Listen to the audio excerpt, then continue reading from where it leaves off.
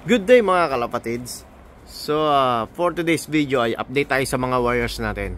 So galing nga tayong bakasyon sa Pilipinas ng 6 na linggo. So bali magto 2 weeks na kami dito. Nakabalik na. So update tayo sa mga warriors natin. So yung mga panlaban nga pala natin na all bird bali 20. So dalawa doon ay all bird natin, si 1098 at si 2449 mga kalapatids. Tapos nakahiwalay na yung breeder cock natin at breeder hen. So bali dito sa gitna ay yung mga hen na ibibreed natin mga kalapatids. Eto. So bali pito to. Sila Diwata at saka si 3952. Tsaka sila Tiny. Eto yung mga gagawin natin breeder ngayong breeding season. Bali 6 to mga kalapatids. Tapos dito naman, yung mga kak natin mga kalapatids, bali 6 to. So kulang pa ako ng isang kak. Yung iba naman gagawin kong sitter ni Pilay. So bali yung iba dyan gagawin kong tigi isang clutch lang. Tapos yung pangalawa nila isi-sitter natin mga kalapatids. So bali hanggang 20 to 25 na young birds yung ibibreed natin mga kalapatids. So ito nga pala si tatang natin. Ayan. Ayan. Tapos yung isa yung tatay ni 3952 natin. Tapos ito si Pilay. Ayan. Yung red check. Tapos yung nasa taas sa kanan si Kulet. Tapos yung isang pula siblings ni Pilay mga kalapatids. Tapos yung isa yung Grizzle. Ayun, nandoon. So, punta naman tayo dun sa all bird natin na panglalaban ngayong all bird race mga kalapatids. So, dito na naman tayo sa mga hen na all bird natin mga kalapatids. Ayan, bali 10 to mga kalapatids. Etong isa, bali ito yung isang all bird natin. Si 2449. Tapos etong nasa gitna, ayan, ilumipad. Anak ni Pilay yun, tsaka ni 3952. Ito mag-nest mate. Bali pareha sa dark check. Anak ni Tiny yan, tsaka ni Kulet. Tapos andito si 1098. Ayun yung mga hen section natin mga kalapatids. Yung palalaban natin sa old bird. So punta naman tayo sa cock section natin sa old bird. So mga kalapatids, nandito naman tayo sa cock section natin. So bali 10 to. Ayan, bali ang late breed ata dito ay 2. Itong Grizzle na puti. Ayan, late breed natin yan noong January. Tsaka ito pa pala, anak ni Tatang. Tsaka ni 3951. Ayan. Tsaka ito, anak ni Pilay at ni 3952. Ayan yung merong puyo sa dibdib mga kalapatids. Ayan.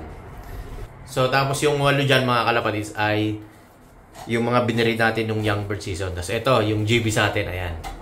Late breed din yan pero ano ata yan, mga March na hatch yan mga kalapatids. So bali 10 kak at 10 hen. Tapos dito tayo sa hen natin mga kalapatids. So bali pito to. Tapos papakawala tayo ng mga young bird natin mga kalapatids. So ayan yung update natin sa mga warriors natin mga kalapatids. So marami tayong ginawa. Kaya ngayon lang tayo nakapag-video mga kalapatids. Ayan. So paliban tayo mga kalapatids. So pakawalan muna natin yung cock natin mga kalapatids.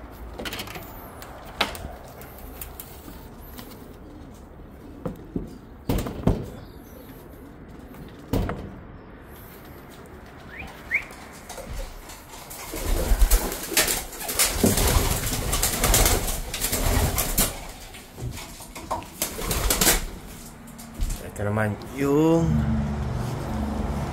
hen. Up, labas.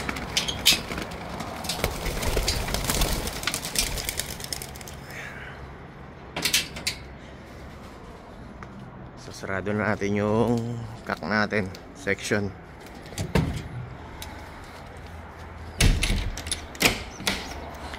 Maganda talaga magpa loop line ng umaga mga kalapatids, dahil isang oras silang naglo-loop-line.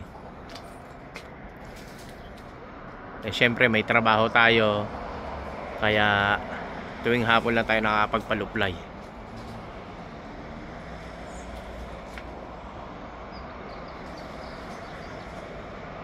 Ayan na, kasama na yan.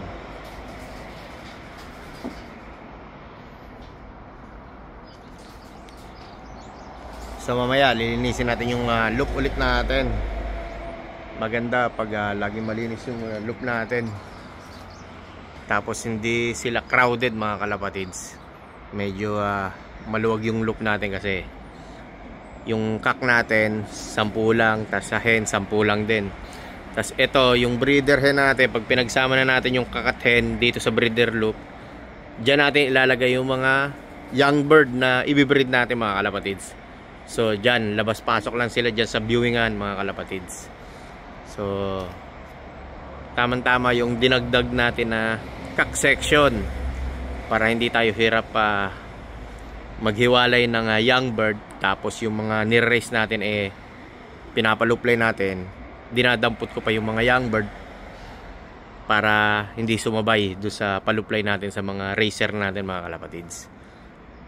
Ay, nawala na yung mga warriors natin mga kalapatids. So ang oras nga pala ay 8:25 ng umaga mga kalapatids. Ayan. So hindi na natin kita kung nasan yung mga warriors natin. Nag-ranging na. Ay, wala na. So update ko na lang ulit kayo mamaya mga kalapatids. A few moments later.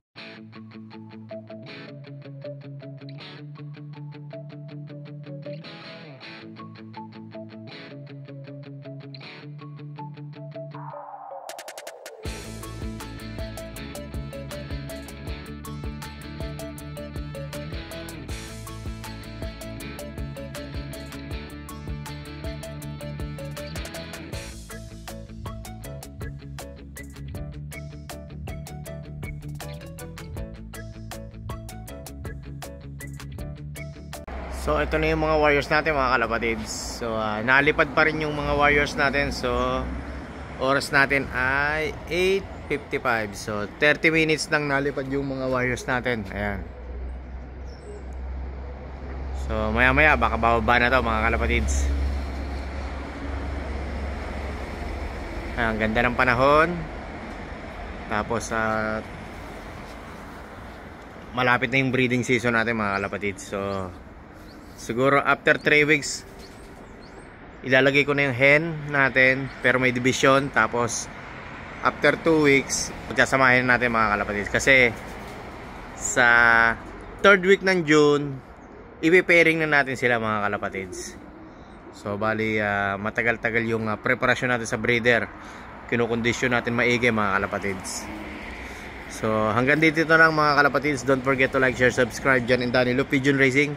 Ingat and happy flying sa inyong lahat. God bless. Kita-kits tayo sa breeding at sa old bird race mga kalapatids.